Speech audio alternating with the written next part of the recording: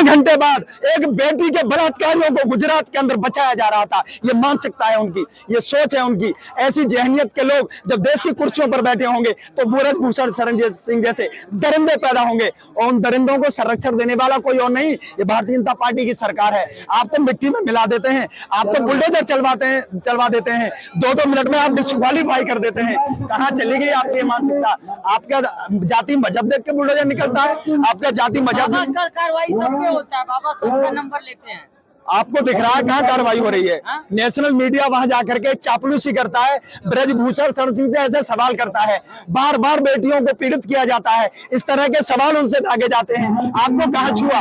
कल मैं एक इंटरव्यू देख रहा था, वो दीवान उनसे पूछ रहे थे कि विनेश आपको भी कहीं गलत जगह टच किया? शर्म आनी चाहिए आपको। जब सुप्रीम कोर्ट ये कह चुका है, एक माइनर ने पॉस्को एक्ट का मुकदमा है, पॉस्को एक्ट में 24 आवर्स 24 घंटे के अंदर हिंदुस्तान के लोकतंत्र के हिसाब से, संविधान के हिसाब से गिरफ्तारी का आदेश है। क्यों गिरफ्तारी नहीं की जाती है? प्रधानमंत्री कहेंगे तो गिरफ्तारी दे दूंगा। बस प्रधानमंत्री कहेंगे, प्रधानमंत्री यार नरेंद्र मोदी अमित शाह कहेंगे तो मैं इस्तीफा दे दूंगा। इस्तीफा तो क्यों नहीं दे रहे हैं? नरेंद्र मोदी और अमित शाह को लग रहा है कि कम से कम 10 सीटों पर ये ब्रजभूषण शरण सिंह प्रभाव रखते हैं, वो प्रभावशाली व्यक्ति हैं, वो भारतीय जनता पार्टी को बड़ा चंदा देते हैं। जो भारतीय जनता पार्टी को बड़ा चंदा दे दे, वो चाहे कितना भी बड़ा माफिया हो, कितना बड़ा देशद्रोही हो। आपको पता होगा छत्तीसगढ़ में एक बार नक्सली हमला हुआ जिसमें 36 जवान शहीद हुए। उन जवानों की जो शहीद हुए, एक बर्फी किसी ने नहीं खरीदी, उसी वक्त एक व्यक्ति ने नरेंद्र मोदी के सूट को 14 करोड़ में खरीदा था। देश के लोग उसे देशभक्त बता रहे थे, लेकिन वो कुछ दिन बाद देश का करोड़ों रुपए लेके 11,000 करोड़ रुपए लेके नीरव मोदी फरार हो गया। तो यही है, जो नरेंद्र मोदी या भारतीय जनता पार्टी की चापलूसी करते हैं वही राष्ट्रभक्त हैं।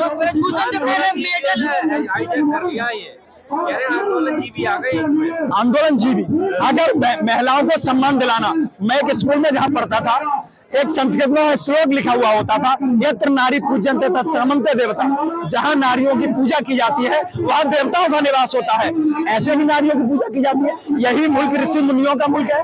इसी तरह हिंदू राष्ट्र बनाने की बात करते हो आप, जहाँ नारियों को पैरों के नीचे रौंदा जाता हो। यहाँ आप चाहे वो बिल्किस हो, चाहे वो कठुआ की बेटी हो, चाहे वो हाथरस की बेटी हो, चाहे आज ये बेटियां हो, ये देश की बेटी हैं, लेकिन यहाँ भी बंटवारे की बात करने लगे हैं, इनको हरियाणा की बेटी कहने लगे हैं। जब यही बेटियां हमारे देश के तिरंगे को विदेश में ऊंचा लहरा करके देश को गौरवान्वित करती हैं, तो यही नरेंद्र मोदी जी अपने घर पर बुलाते हैं, इनको चाय पिलाते हैं, इनके साथ फोटो शेयर करते हैं। आपकी कुर्सी से 2 किलोमीटर दूर बैठी हुई है, आपके कान पर जू नहीं रेंग रही है। आप तो इलेक्शन में बिजी हैं, आप तो चुनाव देखते हैं।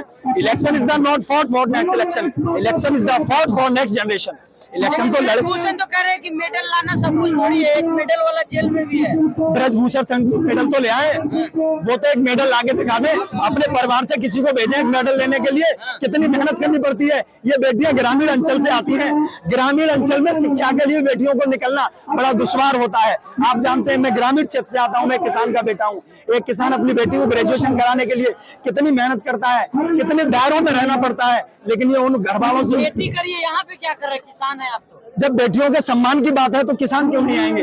ये किसान की बेटियां तो हैं। इलेक्शन की भी है, आप ये भी जा रहे हैं कि कर्नाटक इलेक्शन को इन्फ्लुएंस करने के लिए धरना किया गया है।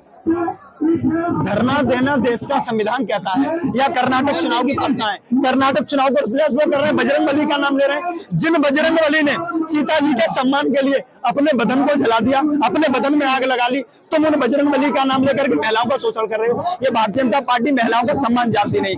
नागपुरिया कानून से पूरा देश चल रहा है, रिमोट कंट्रोल नागपुर में रखा हुआ है। 42 साल बाद, 50 साल बाद देश में तिरंगा फहराने वाले देशभक्त और तिरंगे को लेकर के विदेश में लहराने वाले, विदेश में तिरंगा लहराने वाले, वो सीधा आरोप है कि संविधान से नहीं, आरएसएस के संविधान से काम चल रहा है। बिल्कुल आरएसएस से देश चल रहा है। अगर आरएसएस से देश नहीं चल रहा होता तो लगातार महिलाओं का शोषण नहीं किया जा रहा होता। महिलाओं का शोषण करने का सबसे बड़ा बात यही है। आरएसएस एक ऐसी मानसिकता के लोग हैं जो महिलाओं का सम्मान करना जानते ही नहीं है।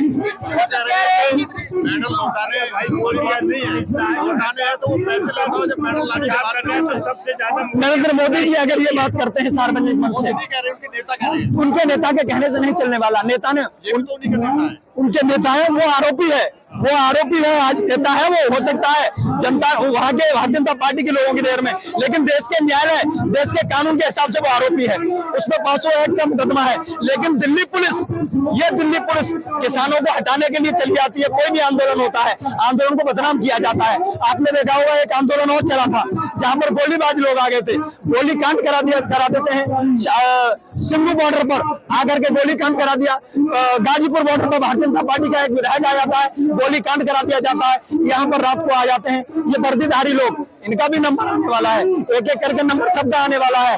अगर देश के लोग इनके जुल्म के खिलाफ खड़े नहीं होंगे तो नंबर सबका आना है। ये पहलवान जो है कोरोना बम कह रहे थे आप लोगों को, ये इस तरह से बांटने की बात मत कीजिए। इस तरह से हो सकता है किसी का व्यक्तिगत बयान हो, लेकिन नरेंद्र मोदी जी से लोगों को बहुत उम्मीद थी। रूप बदला, रंग बदला और सुनहरा हो गया। रूप बदला और रंग बदला और सुनहरा हो गया, और फूल जब पूरा खिला तो उसका चेहरा हो गया। जो कहता था कि मैं करूंगा रोशन देश को, उसके आते ही अंधेरा और गहरा हो गया, उसके आते ही अंधेरा और गहरा हो गया। भूषण कह रहे हैं काका ताऊ, ये आपकी आने वाली जो पीढ़ियां हैं उनकी लड़ाई लड़ रहा हूँ, इन्हें तो जो मिलना था सब कुछ मिल चुका है।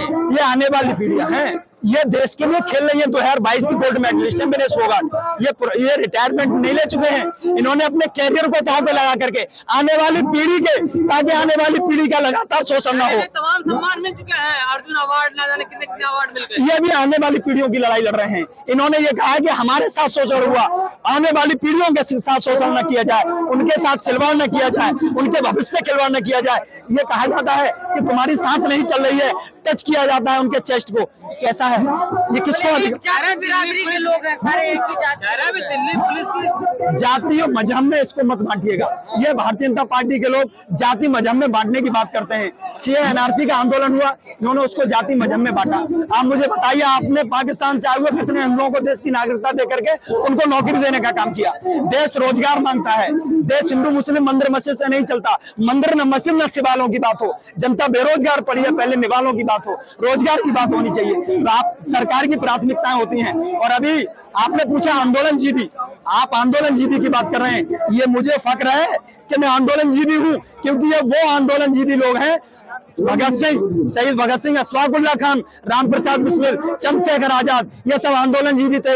इनके आंदोलन के दम पर ही अंग्रेजों को यहाँ से भगाया गया। महिलाओं के सम्मान में आंदोलन करना आंदोलनजीवी है, तो मैं आंदोलनजीवी हूँ। किसानों को उनके राइट दिलाना अगर आंदोलनजीवी है तो मैं आंदोलनजीवी हूँ। देश में गरीब, शोषित, वंचित, पीड़ित लोगों की आवाज को उठाना अगर आंदोलनजीवी है तो मैं आंदोलनजीवी हूँ। मुझे गर्व है, मैं आंदोलनजीवी हूँ। मुझे इस बात पर गर्व है कि मैं आंदोलनजीवी हूँ। मैं मोदी जी की तरह कोई भाषणजीवी नहीं हूँ जो सिर्फ भाषण देखता रहूं। स्मृति ईरानी क्यों नहीं बोल रही है कुछ? तो आप जानते हैं, ये सरकार से सवाल करिएगा, नेशनल मीडिया सवाल क्यों नहीं करती है। ये वही स्मृति ईरानी है जो 343 के सिलेंडर पर सड़क पर चोरी होकर के बैठ जाया करती थी कि गैस बहुत महंगी है, पेट्रोल बहुत महंगी है। लेकिन आज स्मृति ईरानी कहाँ है?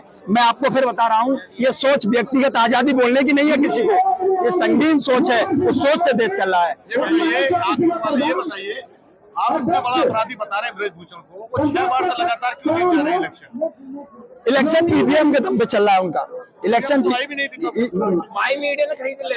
ये वहाँ के लोग उनके प्रभाव से डरते हैं, वहाँ उनका प्रभाव है और वो माफिया है। उसने जब खुले इंटरव्यू में ये कहा कि मैंने एक व्यक्ति की हत्या की है, उसी वक्त उसके खिलाफ आरोप तय होकर के मुकदमा क्यों नहीं हुआ? आप तो एनकाउंटर करा देते हैं, आप तो पुलिस के उसमें सुरक्षा में हत्या करा देते हैं।